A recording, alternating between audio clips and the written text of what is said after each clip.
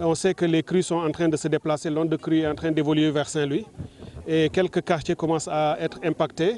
Et en attendant, à Dieu ne plaise que la grande crue arrive, j'ai voulu venir ici pour évaluer l'état de prise en charge des difficultés qui pourraient arriver.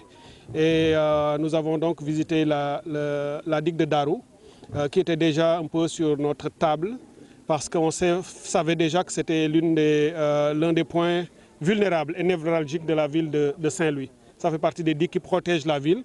Là, elle a quelques vulnérabilités et il y a déjà quelques semaines, toujours dans l'approche d'anticipation du gouvernement, nous avions identifié cela et avions pris des dispositions pour la renforcer, cette digue de Darou.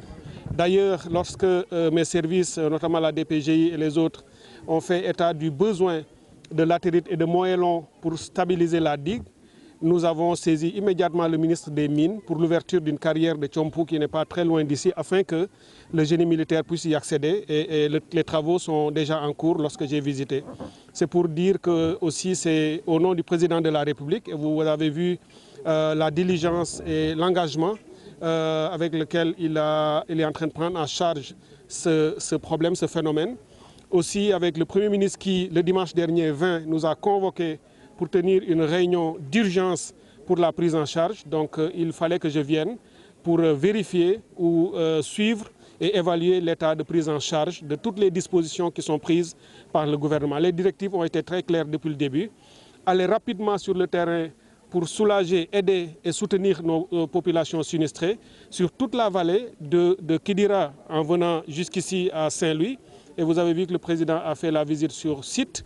Des ministres ont aussi fait le déplacement et je suis en train de faire le même tour en prenant l'axe dans le sens contraire pour commencer par les zones non encore impactées gravement, évaluer, sécuriser afin d'aller vers les autres. Donc c'est le lieu d'encourager toutes les équipes qui sont mobilisées ici. Parce que dès les premières heures, l'administration territoriale, et il faut se féliciter de l'efficacité de notre État. L'État du Sénégal a suivi depuis le début. On savait que l'hivernage serait pluvieux. On savait qu'il y aurait des phénomènes naturels exceptionnels.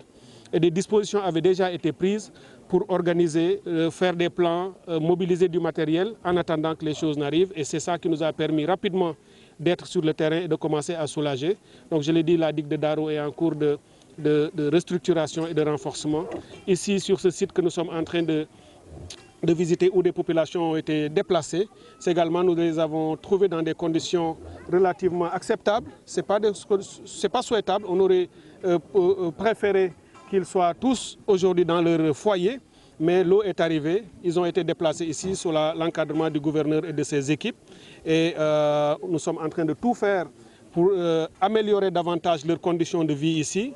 Le gouverneur m'a dit que l'électricité qui est déjà installée va être renforcée pour la sécurité du site. L'eau va être faite et j'ai trouvé ici des tentes d'assez bonne forme qui sont en train d'héberger et ça va être renforcé pour une bonne prise en charge. En termes de vivres et d'appui en nourriture, des actes ont été posés, des gestes ont été faits aussi par le gouvernement. Cela va être renforcé. Nous allons discuter davantage avec la communauté, avec le délégué de quartier que tout le monde a félicité et salué pour sa présence et son leadership. Il a vraiment été sur le terrain et il a travaillé en bonne collaboration avec les services de l'État pour pouvoir soulager nos concitoyens qui sont dans ces difficultés. Donc c'est vraiment une première étape qui me rassure dans l'efficacité de la prise en charge. Évidemment, tout ne peut pas être fait tout le temps et intégralement. Mais tout ce qu'il est possible de faire à l'échelle de nos capacités humaines et des moyens de l'État sont en train d'être faits avec beaucoup de diligence et c'est cela qui va être renforcé.